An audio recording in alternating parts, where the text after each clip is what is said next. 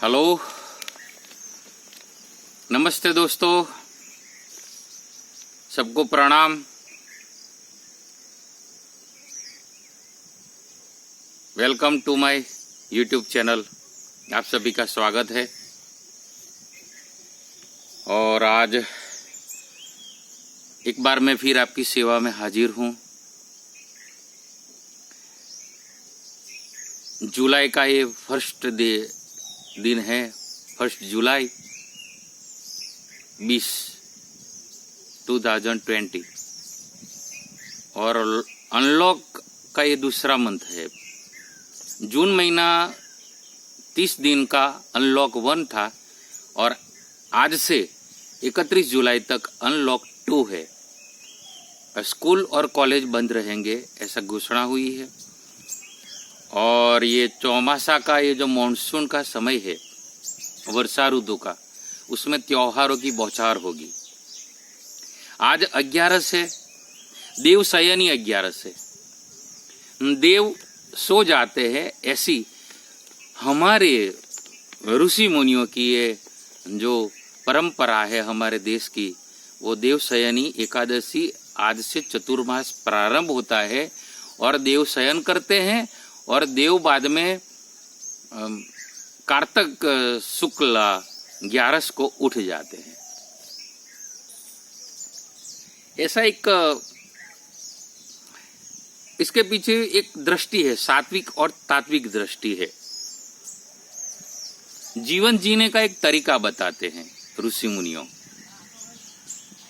हमारे जितने जितने त्योहार है भारत के सनातन धर्म के, और जितनी जितनी हमारी परंपराएं है, जितनी जितनी हमारे प्रतीक है और जितने जितने उत्सव है, त्योहार है, उस सबके पीछे एक तत्व छिपा हुआ है, जीवन दर्शन है। तो ज्यादातर हमारा देश कृषि प्रधान देश है। मैं खेडूत हूँ, बार बार बोला। मैं विजय दास और बेहलम गांव, एक छोटा सा गांव में मेरा जन्म है। पटेल कुल में जन्मा हूँ गुजरात में, और खेडूत के घर मेरा जन्म है। तो जानते हैं कि 4 महीना जो चौमासा का जो ये समय होता है, वो अति महत्वपूर्ण होता है खेडूतों के लिए। और हमारा देश कृषि प्रधान देश है। ये कलयुग है, आधुनिक जमाना है, मॉडर्न लाइफ है। मॉडर्न जीवन में भी हमारे देश में अभी भी करीब करीब 60 से 70% लोग कृषि आधारित हमारी इकोनॉमी है, कृषि आधार पर ही जीते हैं। भारत की इकोनॉमी अभी भी 70% कृषि आधारित है। शहरीकरण हमारा जो सिविलाइजेशन हुआ है, वो 30% 35% है। और जो इंडस्ट्रियलाइजेशन है, औद्योगिकरण, वो हमारे देश का अभी भी 30% है करीब करीब।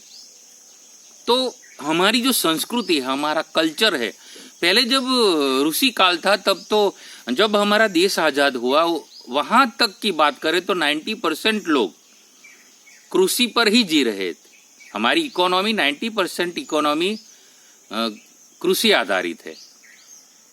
हमारा अर्थतंत्र कृषि आधारित है। और अभी भी गाँव में लोग 70% लोग गाँव में बसते हैं, और गाँव में 60 से 70% लोगों को आधार जीने का खेतीबाड़ी है। पशुपालन करते हैं, वो भी खेती के आधार पर ही होता है। मैं गांव में रहता हूं, मुझे मालूम है what is economy of village in India. तो हमारे ऋषि मुनियों ने जो त्योहार निकाले ना, त्योहार के पीछे एक तत्व ज्ञान दिया हुआ है कि देव सो तो कभी जाते नहीं, भगवान थोड़ा सोएगा। लेकिन इसके पीछे एक लॉजिक है कि जब चौमासा आता है, खेडूत को भी तात कहा है और भगवान को भी तात कहते हैं, पिता कहते हैं। और खेडूत को भी तात कहते हैं, पिता कहते हैं।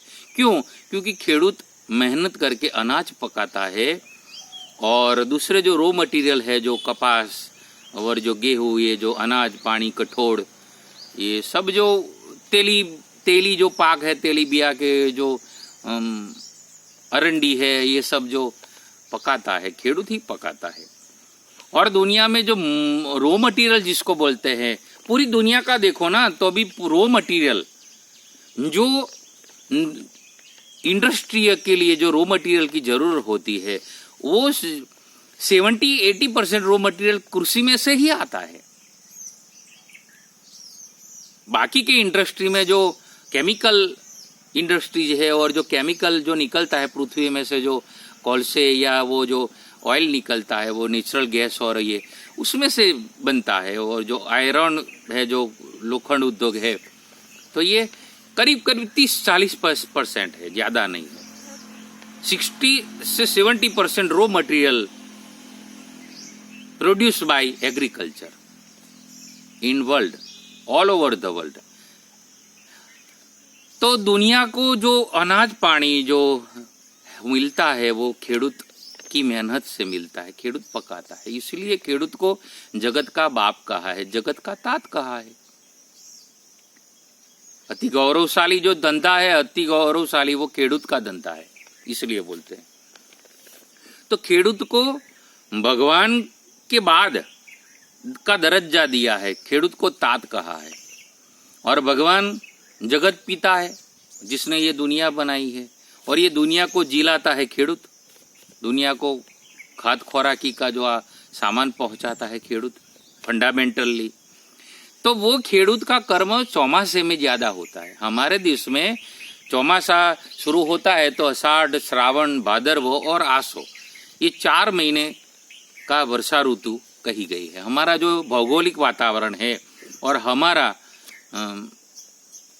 देश की जो भूमिका है, तो वो उसमें 4 महीने का मॉनसून लगता है, वर्षा ऋतु लगती है। तो उसी में खेडूत कार्य करता है। ये तो आधुनिक जमाने में अभी इरिगेशन और सिंचाई की व्यवस्था हुई है कि नदियों में से नहर निकालते हैं, नहर, और कुएं में से पानी निकालते हैं मोटर लगा के। ये सब अभी हुआ आधुनिक काल में। पहले तो लोग वर्षा आधारित ही खेती करते थे, अभी भी वर्षा आधारित खेती है। मैं जब छोटा था तब भी हमारे गांव में वर्षा आधारित ही खेती रहती थी, और अभी भी 30-40% या 50% खेती तो वर्षा आधारित ही रहती है। हमारे देश में अभी भी ज्यादातर वर्षा आधारित खेती है। तो खेडूत को वर्षा के समय पर ही पाक पकाने का और खेती करने का मौका मिलता है, वो करता है। तो उसी वक्त खेडूत जागरूक रहता है। इसलिए देव सो जाते हैं, खेडूत को सौंप देते हैं कि हे खेडूत, अब तू मेहनत कर, ये दुनिया को जिलाने की जवाबदारी अब तेरी है, मैं सो जाता हूं 4 महीना। ऐसे एक लॉजिक है, एक कर्म करने का एक विधान बताया है कि खेडूत अब प्रधान हो जाता है दुनिया में, उसको कर्म करना है 4 महीने। तो जब तक वो खेडूत फसल लेता है, फसल पका के अपने खेल खलिहान में लाते हैं, वहाँ मेहनत करके वो उसका प्रोसीजर करते हैं और रॉ मटेरियल निकालता है, तब तक की प्रक्रिया खेडूतों के हाथ में रहती है। बोना और फसल जब बड़ी होए तो उसको निरामण करना, उसको सिंचाई करना, इरिगेशन करना, डोर ढाकर और ये चोर चौटे लोगों से उसका रक्षण करना, और बड़ा हो जाए और बाद में ये छोड़ जब पक जाता है फसल, तो उसको निकालने का, खलिहान में लाने का और मेहनत करके उसको निकालने का, ये सब मैंने किया है और करते हैं। मैं खेडूत ही हूँ, तो ये जो procedure, I know very well what is procedure of agriculture crops. तो ये जो और पूरी फिलोसॉफी जो दुनिया में है, वो पूरी की पूरी फिलोसॉफी कृषि में से ही निकली है। मैंने एक फिलोसोफर का वाक्य पढ़ा था, मैं भूल गया थोड़ा, मैंने बीच में भी एक मेरे वीडियो में बताया है, और वो सही है ना। वो तुम सोचोगे, जो मेरा वीडियो देखता है जरा गौर से सुनना, मेरी जो बातें हैं ना जरा गौर से सुनना। मेरे एक ही वीडियो सुनने के बाद तुमको पता चलेगा कि ये शास्त्र सम्मत और हमारे वेद और उपनिषद के सम्मत ही बात है। क्योंकि तत्वतः जो अनुभव होता है, जो हमारे वेदों ने कहा, हमारे उपनिषदों ने, पुराणों ने कहा है। उसी तरह ही हमको चलना है, उसी के मार्ग पर, नीति के मार्ग पर हमको जीना है। तो ये जो दर्शन मिलता है तो सटीक मिलता है।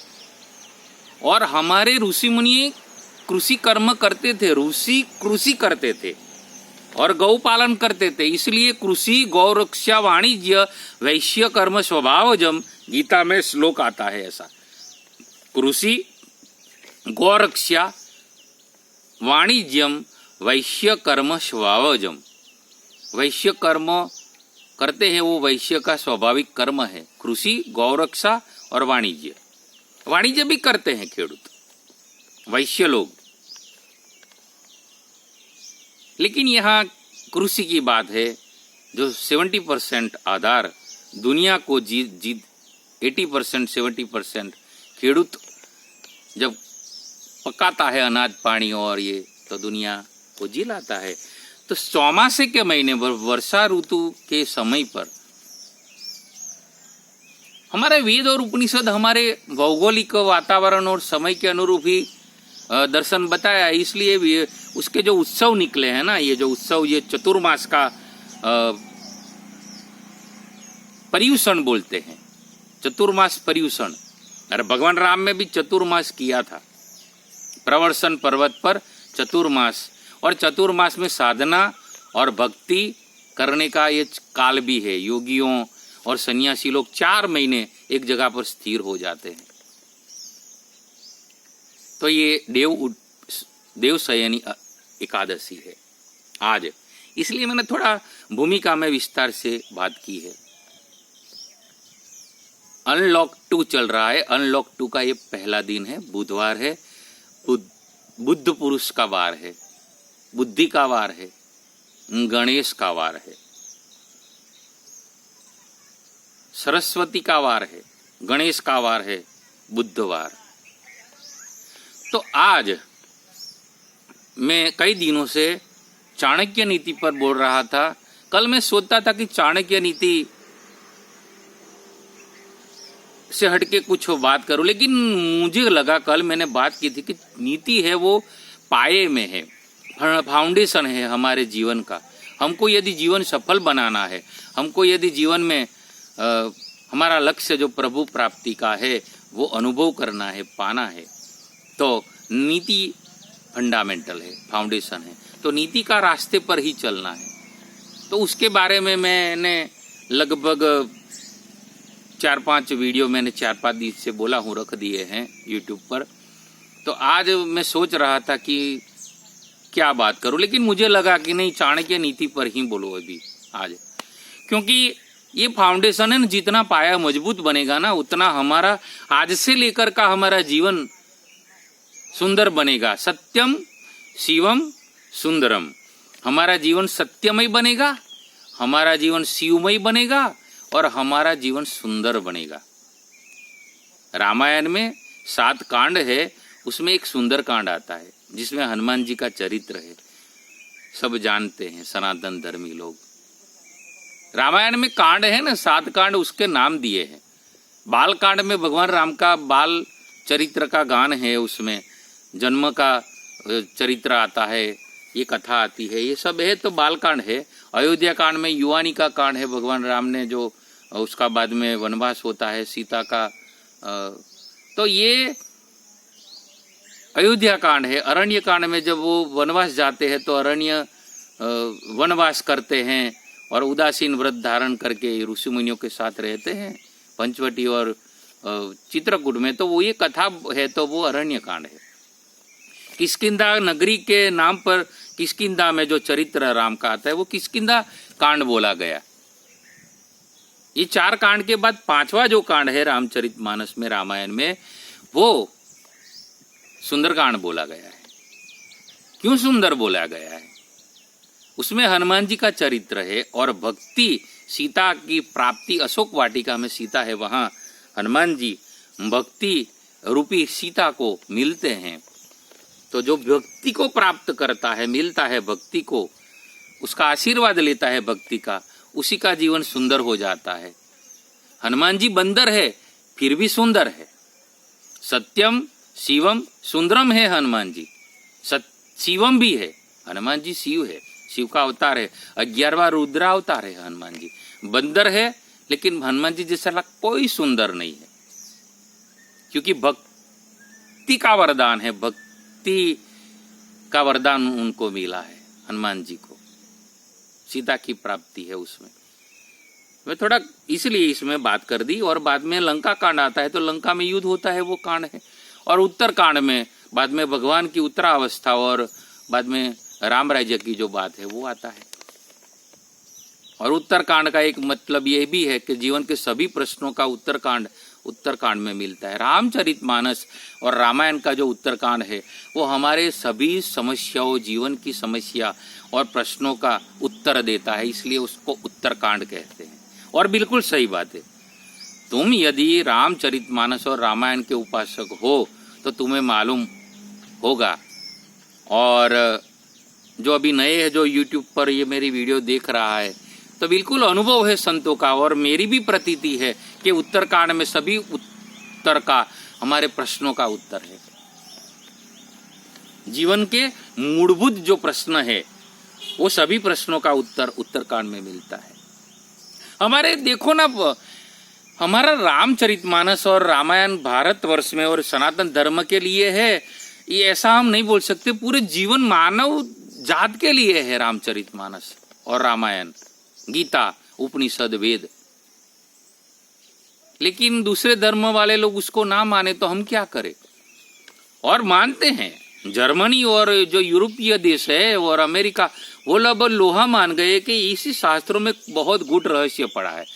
वो साइंस की वजह से, साइंस के आधार पर हमारे शास्त्रों को देख रहे हैं। जर्मनी वाले, अमेरिका और Europe countries all are watching our shastras, Veda and Upanishad. What is in this? Mysterial है, एकदम मिस्टीरियस है, बहुत रहस्य पड़ा है हमारे शास्त्रों।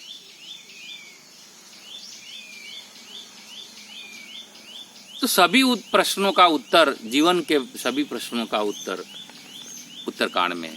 और जो पंचम जो कांड है वो रामायण में, वो पंचम सोपान कांड, वो सुंदरकांड है। सुंदरकांड बस सुंदर लिख दिया है, उसका सुंदरकांड है। तो सत्यम शिवम सुंदरम की जो बात आती है,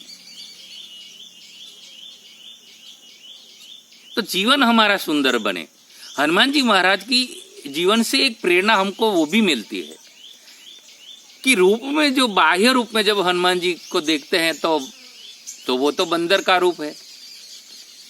इतने बंदर, कोई बंदर देखता है तो अभी भी देखो ना, जो मंकी, वो बंदर देखते हैं कपी को, तो कोई ये बाह्य सुंदरता तो है नहीं। वो कपी है, बंदर है, और उसका चरित्र जिसमें है रामचरितमानस में, वो सुंदर है। और सुंदरकांड कहा क्योंकि भक्ति पाई। हनुमान जी ने दासत्व स्वीकारा। हनुमान जी जैसी कोई नम्रता किसी में है नहीं। हनुमान जी शंकर का अवतार है। हनुमान जी जैसा कोई सुंदर नहीं है, कोई सुंदर नहीं है, इसलिए वो सुंदर कांड है। और हनुमान जी महाराज हमको प्रेरणा करते हैं कि तुम तो मनुष्य हो, तो तुम क्यों सुंदर नहीं बनते हो? फिजिकली सुंदरता, हाँ, विचारों की असर बॉडी पर होती है, नो डाउट, क्योंकि face is index of our mind. ऐसी कहावत है, इंग्लिश में प्रोवर्ब है कि face is index of mind. मन में जो विचार चलते हैं उसका रिएक्शन बॉडी पर आता है, फेस पर आता है। वो क्रोधी होता है तो फेस ऐसा हो जाता है, और जब मन में अच्छे विचार आते हैं तो फेस पर ऐसा होता है। उसके ऑरा निकलते हैं, विचारों के ऑरा निकलते हैं। और वैज्ञानिकों ने ये साबित किया है, और सूक्ष्म यंत्रों से वो देखते भी है, ऑरा निकलता है तुम्हारे भी शरीर में से, और फेस के जो माइंड स्ट्रक्चर है वहां से ऑरा निकलते हैं। जो महापुरुष, संत, फकीर और भगवान के पीछे जो गोल गोल वो लगाते हैं ना, पिक्चर तुम देखते हो तो उसके पीछे जो गोल गोल सफेद जो चक्रा लगाते हैं, क्यों लगाते हैं? वो कोई ऐसी कोई मूढ़ता नहीं है। वो चित्र के पीछे इसीलिए सफेद लगाते हैं कि जो महापुरुष होते हैं उसके विचार शुद्ध होते हैं, सत्य विचार होते हैं, और उन्होंने जो परम शक्ति और वो जो परम को पाया है, जो नूर है, जो जिसने ये दुनिया बनाई वो नूर को पाया है, तो इसीलिए उसके पास वो अनुभव किया है वो नूर का, परमात्मा का, इसलिए उनके विचारों में से ऑरा निकलते हैं। वो ऑरा सफेद और एक प्रकाशमय होता है। असतोमा सतगमय मृत्योर्मा अमृतम गमय, और अंधकार में से प्रकाश की ओर जो जाते हैं और प्रकाश पाते हैं, तो एक ऑरा बन जाता है शरीर का। वो तो तुम्हारे में भी हो सकता है, मेरे में भी हो सकता है, लेकिन हमारे विचार ऐसे हो जाना चाहिए। कल मैंने जो बात की थी कि हमारा स्वभाव, हमारा मूल स्वभाव हम चेंज कर सकते हैं, कोई दूसरा हमारा स्वभाव नहीं चेंज कर सकता। It is depend upon us. ये हमारे पर ही आधार है कि what can kind of thought we have to do, और हमें कैसे विचार करने चाहिए, और हमें तो वो हमें नक्की करना है। इसलिए नीति शास्त्र है।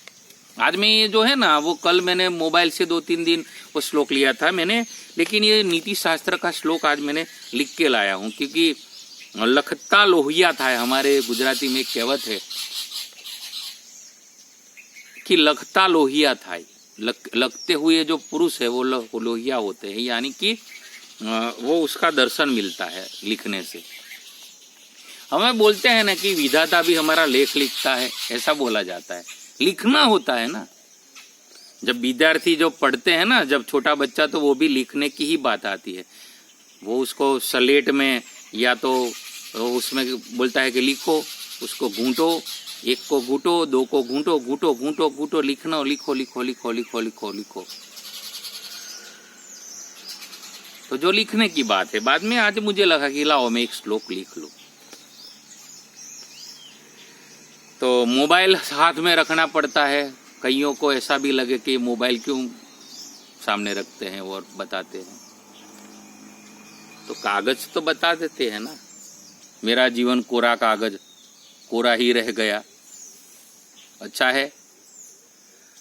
तो ये आज मैंने एक श्लोक लिखा है, 2 श्लोक लिखे हैं, लेकिन मैं आज एक श्लोक का दर्शन करूंगा। ये मैंने फंडामेंटल थोड़ा भूमिका ज्यादा इसीलिए बनाई कि जो देव शयनी एकादशी है उसके, तो वहाँ ये दिन इसीलिए है कि ये खेती प्रधान देश है और खेडूत जागते हैं, 4 महीना जागते हैं, यानी कर्म करते हैं।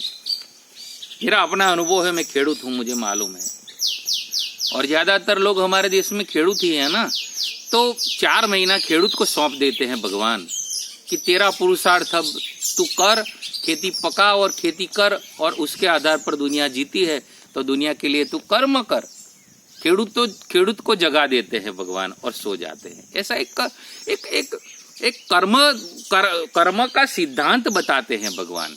भगवान श्री कृष्ण ने तो जब अवतार लिया तो क्या किया, वही तो बात की, कर्मण्येव अधिकारस्ते मा फलेषु कदाचन। तेरा कर्म में अधिकार है, फल में नहीं है, तू कर्म कर। तो मैं तो बोलूं कि सब लोग खेडूत है, सब लोग। अपना ये शरीर भी तो क्षेत्र है। मैं बीच में भी बोला हूँ, और बीच में एक बार भी बोला हूँ, कई बार बोला हूँ। मैं वीडियो में 1-2 बार ये बातें मेरी रिपीट भी कर लेता हूँ कि गीता में क्षेत्रज्ञ योग है। गीता में 13वां अध्याय को क्षेत्रज्ञ योग बोलते हैं। क्षेत्र यानी खेतर, क्षेत्र यानी खेतर नाम बड़ा उसका, अपभ्रंश हुआ क्षेत्र। और क्षेत्रज्ञ कौन? क्षेत्रज्ञ खेडूत, वो कृषिकार, farmer who cultivate his land, जो अपनी लैंड को कल्टीवेट करता है और उसमें खेड़ करके वो अनाज पकाता है, वो फसल पकाता है। ऐसे हमारा शरीर भी क्षेत्र है, और उसमें खेडूत है, आत्मा, जीवात्मा खेडूत है। तुम खेडूत हो, मैं खेडूत हूं, मैं तो व्यवसाय से खेडूत हूं, वो तो है ही, लेकिन हमारा शरीर भी क्षेत्र है और हम खेडूत है, गीता में कहा है।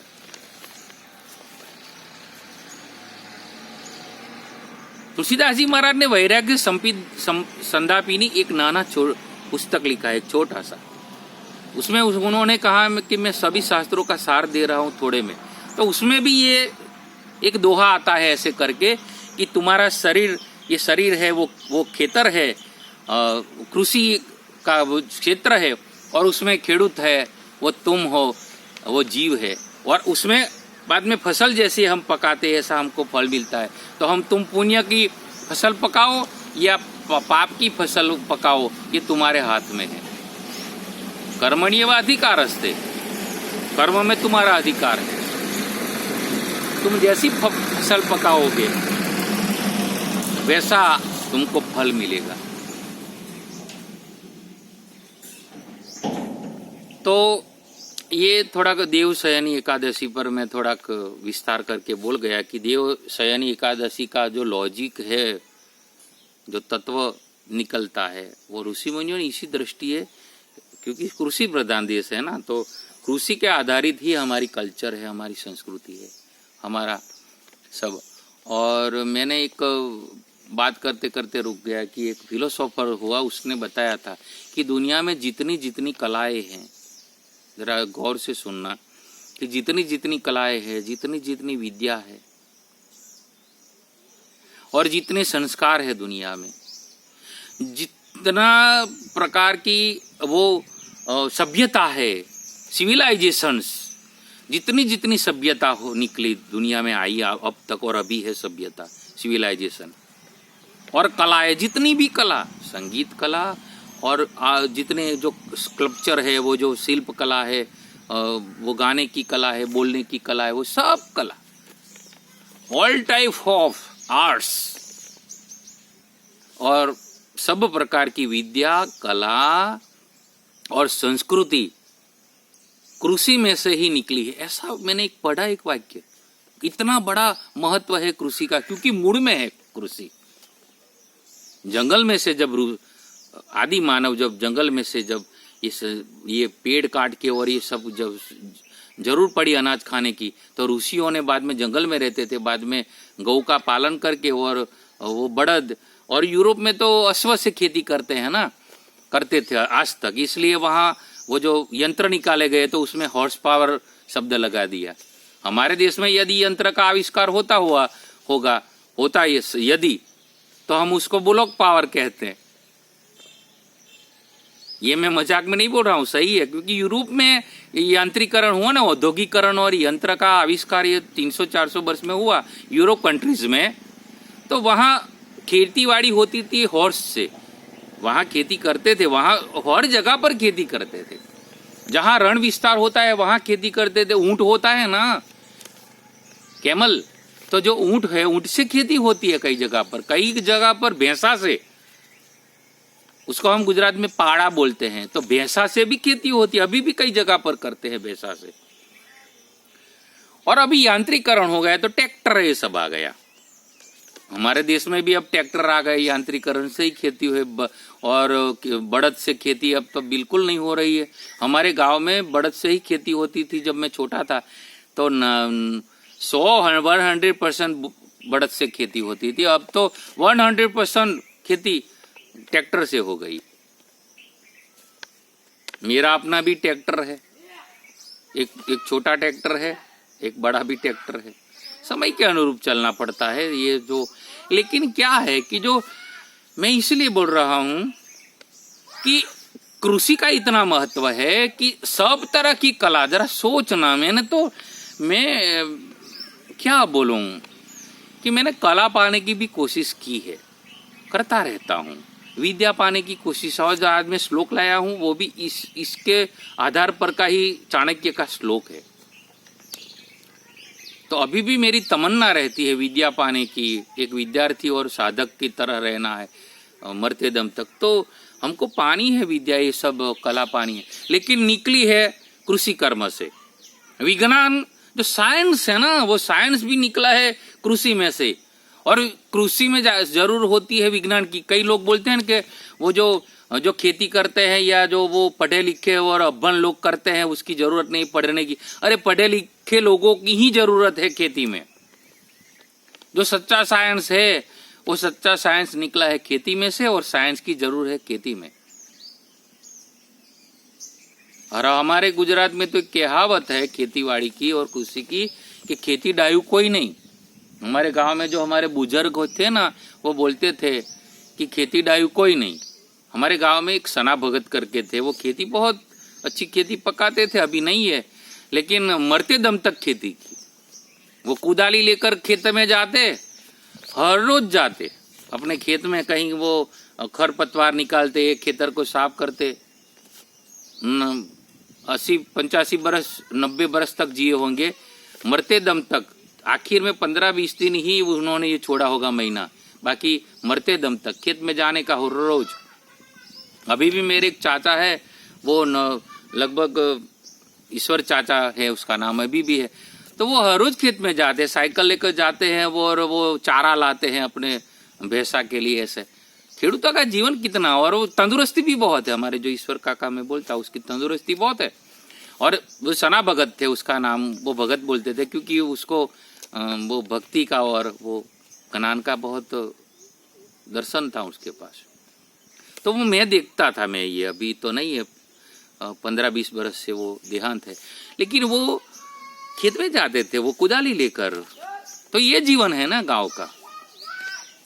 तो क्या है कि कृषि कर्म जो है ना, वो उसमें वो बोलते थे सना भगत ये और कि खेती डायू कोई नहीं, खेती में किसी का डापण नहीं चलता है।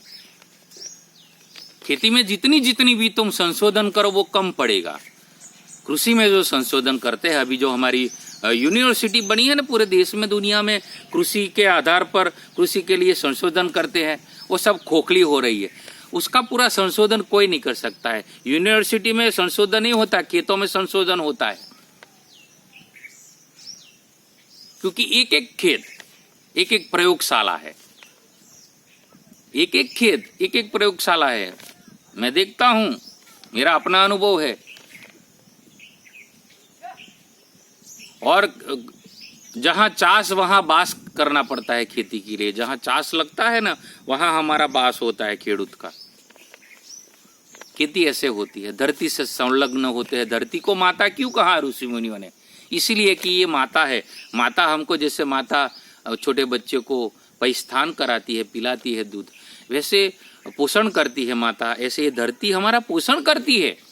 और इसीलिए धरती को माता कहे। भारत माता की जय क्यों बोलते हैं हमारे सनातन धर्म में? मातृभूमि क्यों बोलते हैं? इसलिए बोलते हैं। तो ये देवशयनी एकादशी के दिन देव सो जाते हैं और बाद में 4 महीने के बाद उठते हैं तो खेडूत को सौंप देते हैं ये दुनिया का हवाला, पूरा का पूरा हवाला, कि तुम मेहनत करो और तुम ही इस दुनिया के अभी तो पिता हो, मैं नहीं हूँ। भगवान ऐसे इशारा करते हैं और इसीलिए खेती का महत्व है।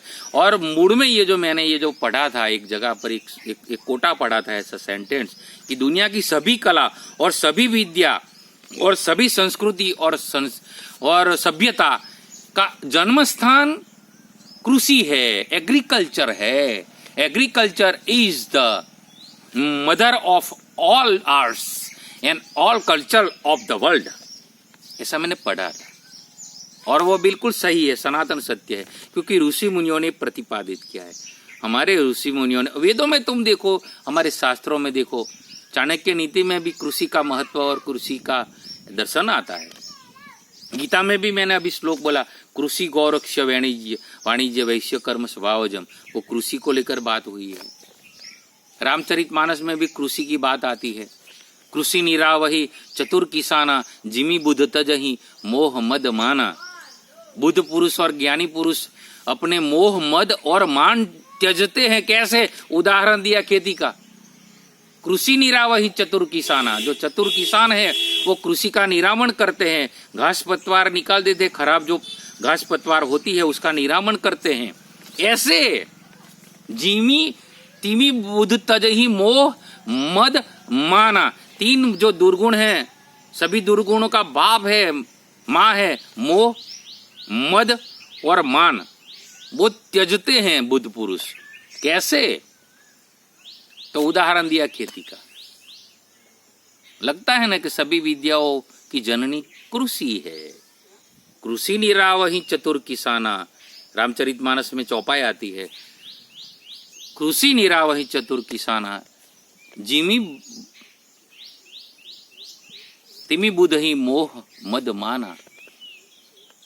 ऐसे ही बुद्ध पुरुष, ज्ञानी पुरुष अपने मोह, मद और मान को त्यजते हैं।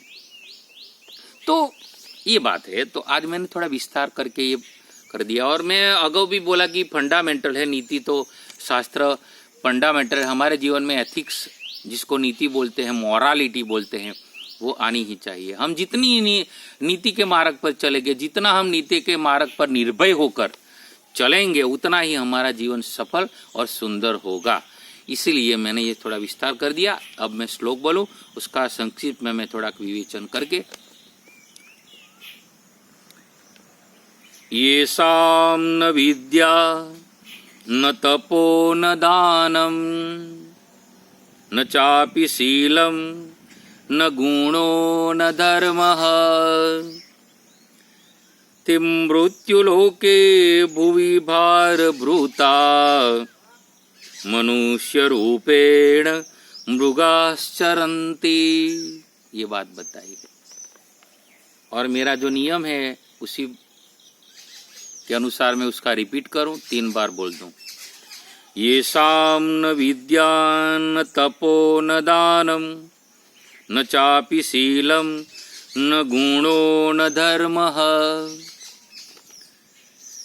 ते मृत्युलोके भुवि भारभूता मनुष्यरूपेण मृगाश्चरन्ति। तुम यदि ठीक से सुनोगे तो उसका अर्थ तुमको मालूम पड़ जाएगा। ये चाणक्य नीति का ये श्लोक है, प्रख्यात श्लोक है। जो साहित्य की जिसको रुचि है तो उनको ये उसका अर्थ भी मालूम है, ये श्लोक भी जानते हैं। लेकिन मैं गोखंड पट्टी नहीं कर पाता हूँ। और जब मैं पढ़ता था ना, कॉलेज भी मैंने की है, लेकिन मैं याद करने के लिए समझने की कोशिश ज्यादा करता हूँ।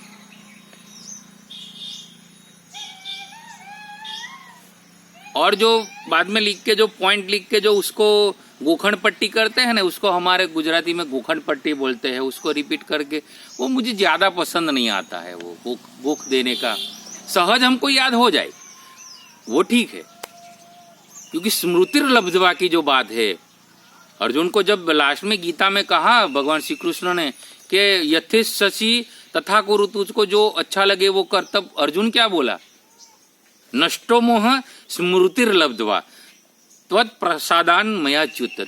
तुम्हारे प्रसाद से हे भगवान श्री कृष्ण मुझे स्मृति मिली और मेरा मोह गया। तो वो प्रसाद से मिलता है ना, स्मृति मिलती है। स्मृति का अर्थ होता है याद आता है। तो जब याद आता है, सहज याद हो जाता है, याद आता है तो ठीक है। बाकी तुम उसको मन को बलात् तुम उसको याद करने की और गोखने की जो कोशिश करते हो वो चला जाता है, क्योंकि शास्त्र किसी के बस में नहीं है। तुलसीदास जी महाराज ने कहा है, जुबती शास्त्र नृपति बस नाही। जुबती शास्त्र नृपति बस नाही। जुबती यानी जो युवान स्त्री है, जो चंचड़ है, वो किसी के बस में नहीं होती है। जुबती शास्त्र, और शास्त्र भी किसी के बस में नहीं आता है। कोई बोलता है ना कि मुझे पूरा शास्त्र याद हो गया, और अरे कब वो भूला में आ जाएगा, वो भूल जाएगा, वो पता नहीं चलता है। शास्त्र किसी के बस में नहीं होता है, और राजा किसी के बस में नहीं होता है। राजा स्वतंत्र होता है। अभी तो लोकशाही है, कोई राजा नहीं है, लोगों का ही राज है। लेकिन राजा की बात है जहाँ राजाशाही थी, जब तब की बात है ये। तो वो किसी के बस में नहीं। अभी लोग राजा हैं, लोगों का राज है। तो लोगों भी किसी के बस में नहीं होते हैं। देखो ना, कोई वो बाद में हल्ला बोल करके वो गवर्नमेंट को भी उथला देते हैं ना लोग, क्योंकि लोकशाही है, लोगों का राज है। तो राजा भी किसी के बस में नहीं है। अभी का राज जो लोगों का है, तो लोग भी किसी के बस में नहीं है। हम देखते हैं 5 बरस 10 बरस में तो वो गवर्नमेंट दूसरी गवर्नमेंट ला देते हैं। दुनिया भर में देखो ना, अभी जहां जहां डेमोक्रेसी है, क्या है। तो राजा किसी के बस में नहीं होता है। जब राजाशाही थी तब एक के पास सत्ता थी ना, तो वो किसी के बस में नहीं रहता ना। वो धारे उसको वो सरकलम कर सकता है राजा, ऐसा था। तो तुलसीदास जी महाराज ने लिखा है रामचरितमानस में, हमारे शास्त्रों में प्रतिपादित है, जुबती शास्त्र नृपति बस नाही। जो चंचल स्त्री है और शास्त्र है और राजा है, किसी के बस में नहीं। तो मैं कबूल करता हूं। जो जितना याद रहता है सहज तो है, नहीं है तो नहीं। हम कहाँ सब कुछ जानते हैं, हम कुछ नहीं जानते हैं। जितना जानते हैं सहज, तो वो प्रसादी रूप में त्वत् प्रसादान मयाच्युत। अर्जुन ऐसा बोला है भगवान श्री कृष्ण को, गीता के अंतिम बोला है। गीता के अंत में हमारे सनातन धर्म का जो मूल ग्रंथ है हमारा, वो गीता है, गीता माता है। तो वहां भी ये बात आई है कि नष्टो मोह स्मृतिर्लब्ध्वा त्वत् प्रसादान मयाच्युत। तुम्हारे प्रसाद से मुझे स्मृति मिली है। तो वो प्रसाद से मिलती है। भगवान जब हमको हमारे पर प्रसन्न होते हैं, संत प्रसन्न होता है, तब उसके प्रसाद से स्मृति मिलती है। वो आत्मस्मृति, वो ज्ञान के बारे में स्मृति, जो विद्या के बारे में स्मृति, तो वो कायम रहती है, क्योंकि हमारे अनुभव में आ जाती है ना। वो हमारे बाद में हमारे डीन्स जो बोलते हैं ना, जीन्स, उसमें चली जाती है बात, जिसको अध्यास बोलते हैं। वेदों में कहा है श्रवण मननन निधिध्यासन। निधिध्यासन हो जाता है उसका। निधिध्यासन यानी पच जाता है पूरा। वो बाद में भूलने की हम कोशिश करेंगे, फिर भी वो भूलाया नहीं जाएगा, क्योंकि स्मृति हो गई। स्मृतिर्लब्ध्वा, अर्जुन को स्मृति आ गई और बोले कि नहीं कृष्ण भगवान, तुम बोलते हो कि तुम चाहे वो अब करो, नहीं अब तुम बोलोगे मैं करूंगा, क्योंकि मुझे स्मृति आ गई। तुम भगवान हो, भगवान श्री कृष्ण, तुम पूर्ण पुरुषोत्तम हो, और तुम जो बोलते हो अखंड बोलते हो, तुम्हारी वाणी अखंड है। इसलिए गीता स्वयं भगवान श्री कृष्ण के मुख से निकली ना, इसलिए अखंडित है। पूरे का पूरा ज्ञान है। जितना गीता के बारे में सोचते हैं ना, उतना हमारा सोच अधूरी रहती है। जितना सोचोगे उतनी अधूरी रहती है। इसलिए भगवान श्री कृष्ण ने बोला है कि न सोचती न कांक्षती, तो बहुत ज्यादा मत सोच और बहुत ही इच्छाएं मत कर। जो मैं बोल रहा हूं उसको तू एज इट इज स्वीकार ले, as it is, nothing in our mind and in our thought, nothing, as it is. तो जो स्मृति है, जो आती है, वो त्वत् प्रसादान मयाच्युत, तेरे प्रसाद से आई है भगवान। यही जो, तो मैं विस्तार करके थोड़ा बोल बोल के इसलिए बोल रहा हूं कि ये प्रैक्टिस है। और वो जो चाणक्य नीति में जो श्लोक है, चाणक्य नीति सार है नीति का, और वो हमारा पाया है, हमारे जीवन का पाया बनाने के लिए ये जो मैं बोल रहा हूं, क्योंकि हमारा फाउंडेशन हो जाएगा। तुम यदि नीति को समझ लो, नीति के मार्ग, कई लोग बोलते हैं कि नीति के मार्ग पर चलते तो दुख आता है। अरे वो संघर्ष तो सबके जीवन में होता है। वो चोर चोरी करने जाता है, अनीति करता है ना, कोई बैंक लुटता है तो वो भी फोरकास्टिंग है, मैनेजमेंट, पहले तो उसका आयोजन करते हैं, कई इकट्ठे होते, कई दिन तक उसका वॉच करते हैं। ये कोई प्रेरणा नहीं है, कोई मैं प्रेरणा नहीं दे रहा हूं कि तुमको मालूम है कि ऐसा कोई नहीं बोलता है, ऐसी कोई बात भी नहीं है। लेकिन वो भी उसके लिए मेहनत करते हैं, प्लानिंग करते हैं, तब बैंक रोबरी होती है, ऐसे हो जाती है वो। लेकिन अनीति है ना, वो अनीति करते हैं, उसको भी तो वो ऐसे नहीं होता है।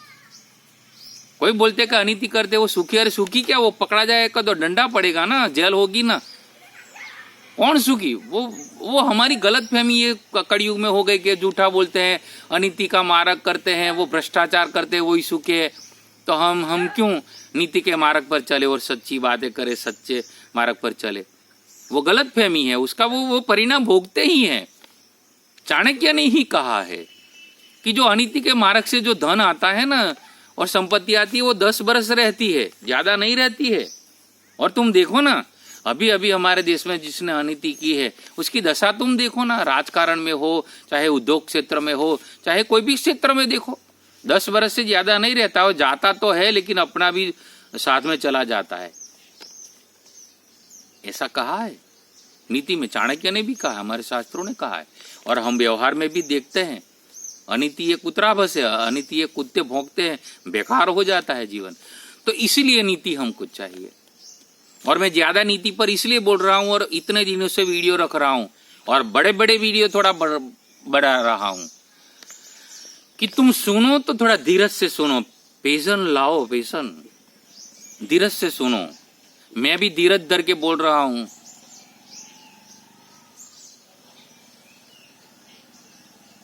क्योंकि हमको नीति लानी है जीवन में, नीति के मार्ग पर चलना है।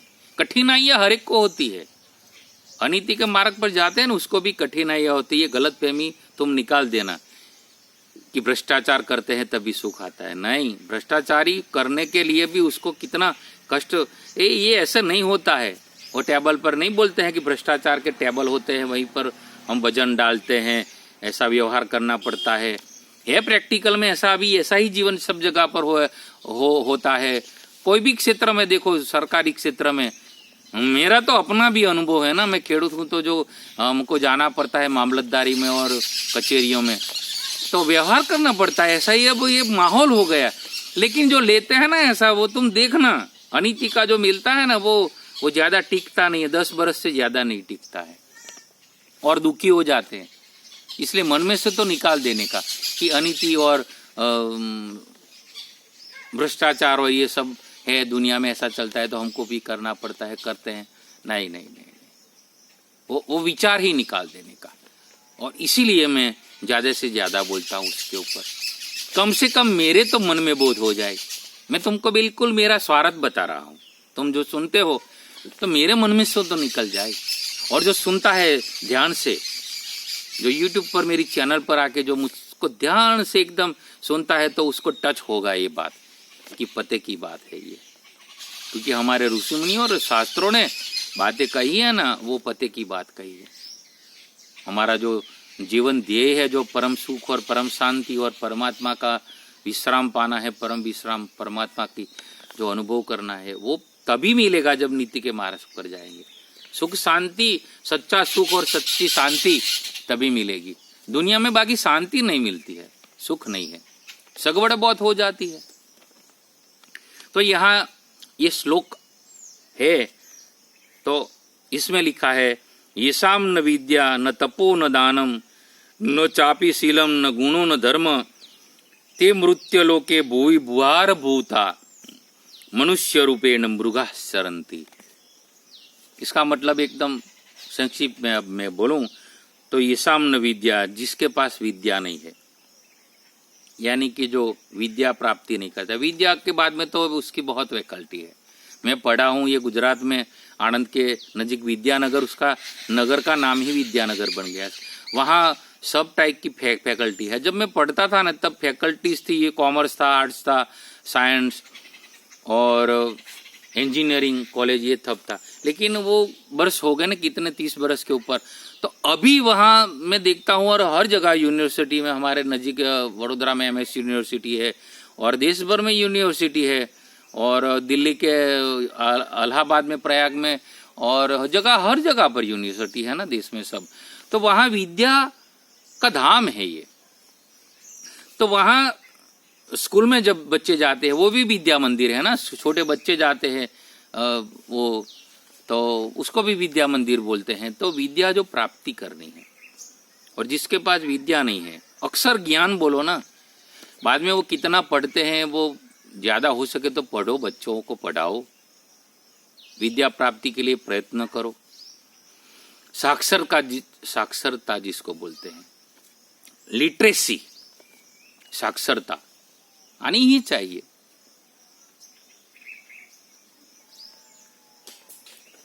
तो जिसके पास न विद्या है न तप है। तप यानी मैंने चाणक्य नीति के आधार पर बोला था कि सभी तपों में, वैसे मौन व्रत है, उपवास करते हैं, वो भी तप है। तीर्थ यात्रा जाते हैं और तप करते हैं,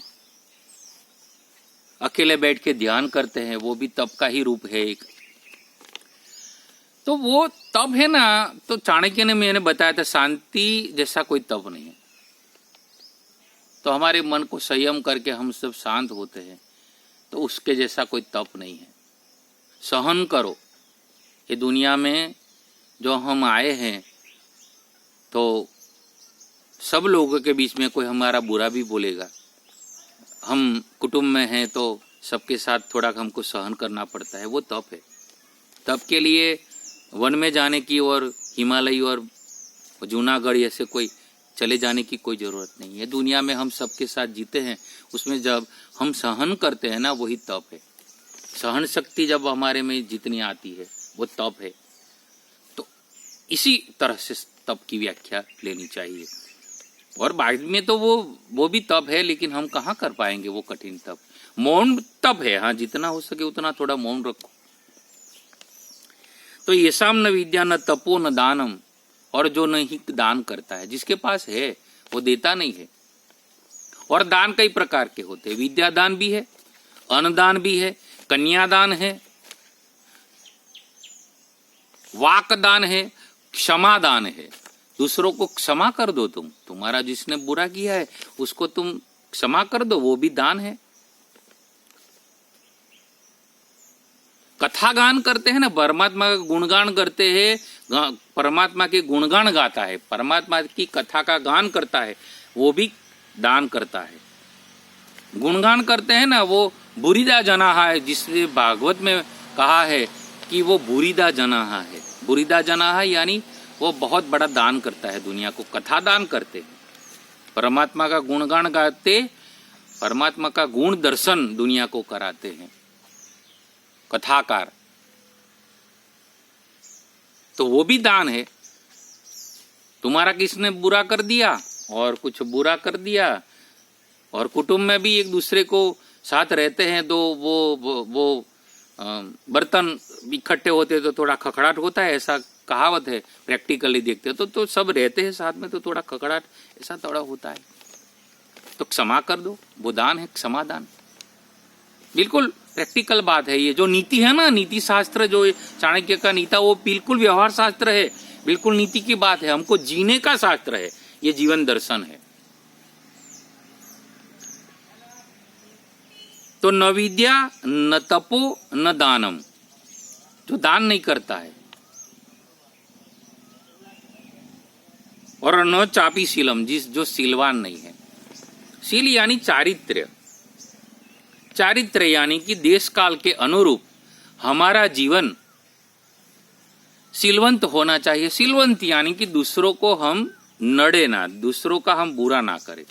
मेन शील तो यही है, किसी को हम दुभाए ना, किसी का हम बुरा करे ना, किसी को हम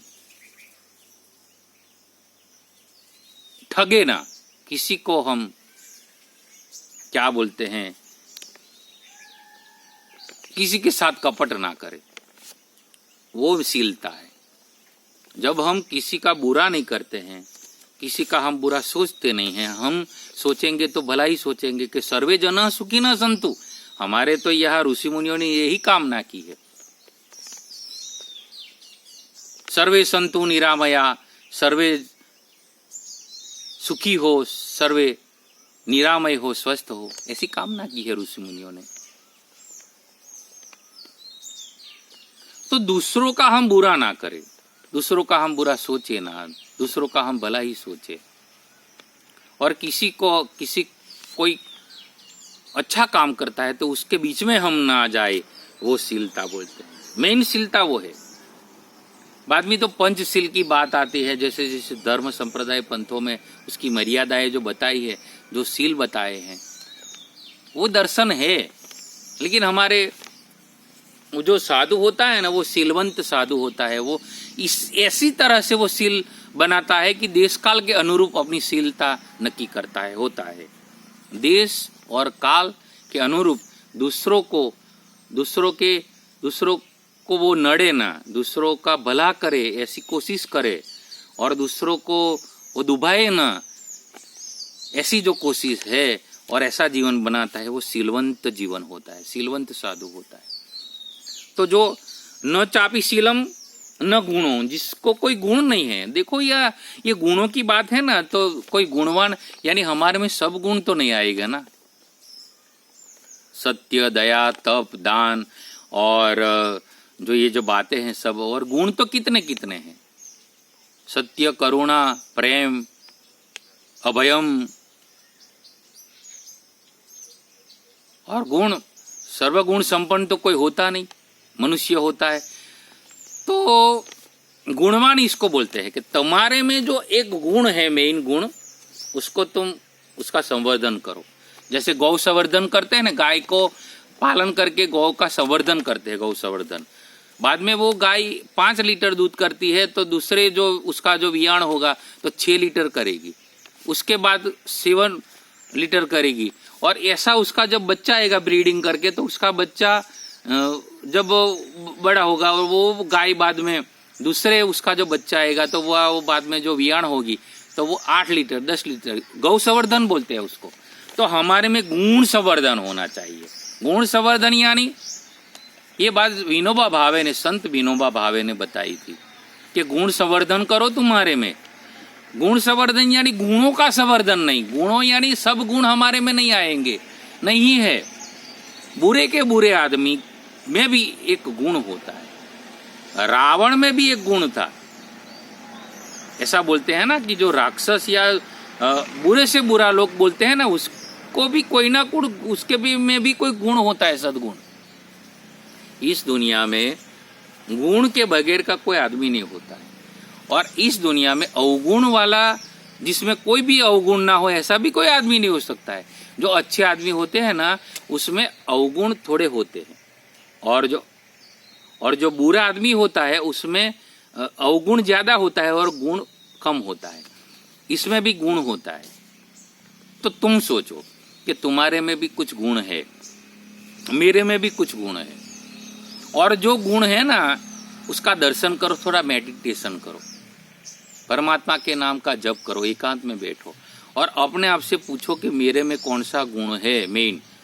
मेरे में प्रेम भाव ज्यादा है, या तो मेरे में सत्य ज्यादा है, या तो मेरे में करुणा है, या तो मेरे में निर्भयता है, या तो मेरे में कौन सा गुण है ज्यादा। उस भाव को पकड़ लो, वो तुम्हारे पर आधार है।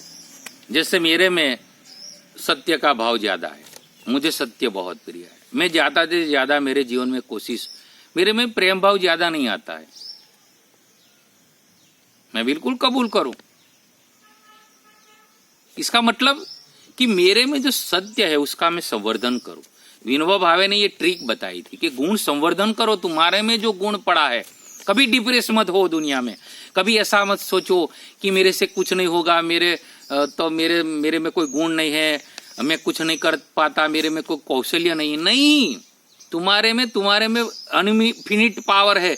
तुम परमात्मा के अंश हो, ईश्वर अंश जीव अविनाशी, तुम परमात्मा के ही अंश हो, आत्मा हो, तो उसमें गुण होता ही है। मैं बिल्कुल फंडामेंटल बात कर रहा हूँ, थोड़ा सीरियस होके सुनना, डिप्रेस मत हो कभी भी। तो वो जो गुण तुम्हारे में है, मेरा सूत्र मैंने बनाया ना, सत्य का सूत्र इसीलिए बनाया है कि राम सुमिरन करो और सत्य का आचरण करो। मेरा ये अपना फंडा है जीवन का कि परमात्मा का स्मरण करना है और सत्य का आचरण करना है, जितना हो सके सत्य का आचरण। मैं इसलिए नीति शास्त्र पर ज्यादा थिंक करता हूं और नीति के मार्ग पर चलने की कोशिश करता हूं। करीब हम 100% ना बन पाए, 80% तो बनो, 70% तो बनो। 24 कैरेट का हम सोना ना बने, और बनना भी नहीं चाहिए और बन भी नहीं सकते, लेकिन 22-21 कैरेट के तो सोने बनो। जीवन घड़तर ऐसे होता है, 22 कैरेट के तो सोने बनो। तो वो हमारे में जो गुण है मेन गुण, उसका संवर्धन करो। मैं मेरे जीवन में जो सत्य का गुण है उसका मैं दिन ब दिन उसमें थोड़ा अंश उमेर के वो सत्य का मैं वर्धन कर रहा हूँ। मैं मेरा आत्मनिवेदन कर रहा हूँ। मैं तुमको इसलिए प्रेरणा दे कि तुम्हारे में जो पड़ा हुआ गुण है, तो वो जो है, जो प्रेम का गुण होगा, कोई करुणा का गुण होगा, कोई अभयम। तुम देखो गुण का तो कितना, ये परमात्मा तो सर्व गुण संपन्न केवल परमात्मा है। जिसने सृष्टि पूरा अस्तित्व बनाया है वही सर्वगुण संपन्न होते हैं। मनुष्य तो हम अल्प है ना, जीव परमात्मा का अंश है जीव, तो उसमें तो अंश है तो उसमें अल्पता आती है ना। तो हमारे में अल्प है, लेकिन अल्प में भी परमात्मा का अंश है, इसलिए उसमें गुण होता है। और वो गुण को जब हम संवर्धन करते हैं तो वो गुण बाद में दूसरे गुणों को खींचता है। एक ऐसा उसके पीछे बताया था वो विनोबा भावे ने। और मुझे बहुत अच्छा लगा कि जो बाद में तुम सत्य तुम्हारे में आ जाएगा, तुम्हारा सत्य को तुम विकास करोगे अपने जीवन में, तो सत्य को लेकर बाद में प्रेम आएगा, करुणा आएगी और अभयम आएगा, ये सब आएगा। और यदि तुम्हारे में निर्भयता का गुण ज्यादा है, कई लोग नहीं होते हैं कि बुरा कर्म भी उससे होता है, करते रहते हैं, लेकिन अभय बहुत होते हैं। क्यों होता है? उसमें वो गुण है, तो वो गुण का संवर्धन वो करते करो तुम। बाद में जब निर्भयता का गुण आता है, निर्भयता का जो विकास करता है और अभय, बाद में थोड़ा अभय आने की कोशिश होती है, तब वो अपने आप को वो झांकता है कि मैं इतना निर्भय आदमी और मुझे भय क्यों लगता है। तो भय इसीलिए आता है कि थोड़ा वो खोटा करता है, अनीति पर जाता है, तो पकड़ता है अपने आप को, मुझे तो निर्भय ही रहना है, तो मैं खोटा क्यों करूं, मुझे निर्भय रहना है। तो निर्भय रहने के लिए वो बाद में नीति के मार्ग पर जाएगा। कोई एक गुण को पकड़ लो, मेरा कहने का मतलब है संत विनोबा भावे ने, आचार्य विनोबा भावे ने, आचार्य भी बोला गया है विनोबा भावे को, वो संत है, वो राष्ट्रीय संत थे, वो वैश्विक संत थे विनोबा भावे जी।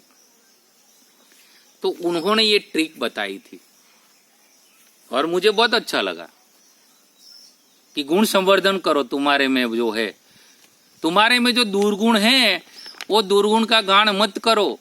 गुणगान का अर्थ है ना, परमात्मा का गुणगान गाने का जो बात है ना कि परमात्मा का गुणगान गाओ, तो परमात्मा को तो हमने देखा नहीं, तो कितना गुणगान गाए कि परमात्मा को गुण अनंत है, हरि अनंत, हरि कथा अनंता, तो उसका कितना गुणगान गाएंगे। और तुलसीदास जी ने और सब संतों ने और सब पुष्पदंताचार्य ने सबने कह दिया कि उसका गुणगान को तो कोई पूरा गा ही नहीं सकता, स्वयं सरस्वती भी नहीं गा सकती परमात्मा का गुणगान, तो हम अल्प जीव है कैसे गा पाएंगे पूरा।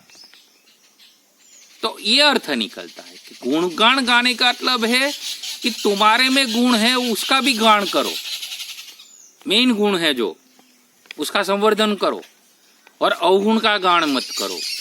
परमात्मा में अवगुण होता ही नहीं, इसलिए दुनिया में भी जहां जहां हमको अवगुण दिखता है दूसरों में, तो कहते हैं ना कि दूसरों में अवगुण मत देखो, तो तुम दूसरों में अवगुण मत देखो, वो अवगुण का गुणगान होता है। निंदा कुचली ये जो टीका है उससे हमारे जहन में भी वो आता है। और देखो हमारे में भी तो दुर्गुण होते हैं ना, क्योंकि जीव अल्प है, तो हमारे में दुर्गुण है। तो विनोबा भावे कहते थे कि तुम्हारे में जो दुर्गुण है ना उसका भी गान मत करो, क्योंकि उसमें से डिप्रेशन आएगा कि मैं कुछ नहीं कर सकता, मैं ऐसा आ जाएगा। नहीं नहीं नहीं नहीं नहीं, ये बहुत बड़ी बात बता दी है विनोबा भावे ने, आचार्य जी ने, नमस्कार करे उसको। मुझे तो समाधान मिला इस बात के, विनोबा भावे ने जो बताया उसमें से। डिप्रेस मत हो, अपने आप को अल्प समझो मत, किसी से कम मत समझो। किसी से कम समझो तो केवल परमात्मा से कम समझो कि वो परमात्मा है, अखंड है, वो है पूर्ण और मैं उसका अंश हूं। लेकिन दुनिया में किसी से अपने आप को कम मत समझो। जब मानोगे तो डिप्रेशन आएगा। कंपटीशन किसी से मत करो। क्यों कंपटीशन करने की, किसी से क्यों करे कंपटीशन? क्योंकि हमारा कोई हरीफ नहीं है दुनिया में, हम है, मैं हूं, तुम हो। किसी से भी कंपटीशन मत करो। धंधे में विद्यार्थी हो तो पढ़ने में, कोई भी क्षेत्र में हो, कंपटीशन छोड़ दो, हरीफाई मत करो और किसी से तुलना मत करो किसी की तुम्हारी। ये पॉजिटिव थिंकिंग है, ये पॉजिटिव थिंकिंग का स्तोत्र है, यहां से पॉजिटिव थिंकिंग आता है। किसी से क्योंकि हमको हमारा गुण संवर्धन करना है, हमको अपना आत्म विकास करना है, स्वयं का विकास करना है। तो स्वयं का विकास करने में कंपटीशन कहाँ आती है? हमारा स्वयं का जो कर्म है, धर्म है, हमारा स्वयं का जो विचार है, हमारे स्वयं में जो गुण है, उसका संवर्धन करने का है। तो कंपटीशन कहाँ आती है? इसलिए किसी से स्पर्धा मत करो, ये नोट कर लेना ये बात। और किसी से अपनी तुलना मत करो। किसी से हम कम नहीं है और किसी से ज्यादा भी नहीं। जिसको लघुता ग्रंथि कहते हैं ना, वो छोड़ दो और गुरुता ग्रंथि भी छोड़ दो। किसी से हम ज्यादा भी नहीं है, ये सब है, अपने हैं। यहां कौन पराया है? सब अपने हैं। हाँ, तुम लघुता ग्रंथि तुम्हारे में है तो रखनी है परमात्मा से, कि जिसने ये पूरा अस्तित्व बनाया है वो परमात्मा, भगवान श्री कृष्ण, भगवान राम, भगवान शिव, कोई भी नाम ले लो, तो उससे हम लघु है, उससे हम छोटे हैं। बाकी दुनिया में हम किसी से कम नहीं है,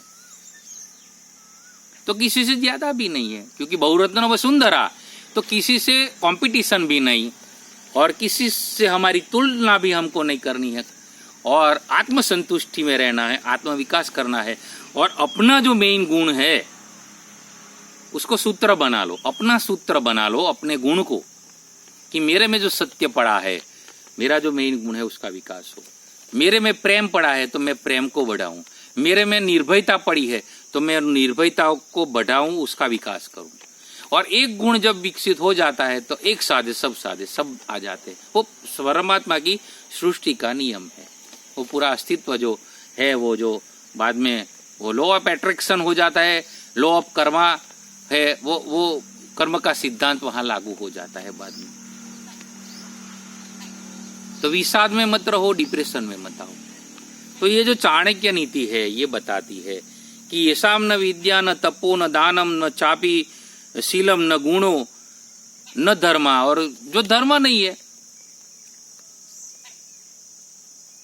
ते मृत्युलोके भुवि भार भुवाई, ऐसे जो जिसके पास नहीं है, नहीं तप है, न विद्या है, न दान है, न शील है, न गुण है, न धर्म है, तो मृत्युलोक में वो भार रूप है आदमी। मनुष्य रूपे मृगाश्चरन्ति, वो पशु रूप है। मनुष्य भले है लेकिन वो पशु जैसा जीवन जीता है। और हमको एटलीस्ट हमको मनुष्य जन्मे हैं, हम मनुष्य होके, तो हमको मनुष्य बनना है। ये नीति है चाणक्य नीति। तो हमको मनुष्य बनना है तो विद्या प्राप्त करे। विद्या कौन सी? अध्यात्म विद्या। बाद में तो जो दूसरी विद्या है, तुम्हारी जो कैपेसिटी है, विद्यार्थी काल में जितना हो सके विद्या ग्रहण कर लो। और तब जितना हो सके, तब का मतलब है सारभूत में बात बताऊं तो शांति जैसा कोई तप नहीं है, सहन करो। तो दान है, सबसे बड़ा दान है क्षमादान। दूसरों को क्षमा कर दो, सबके साथ एडजस्ट हो जाओ।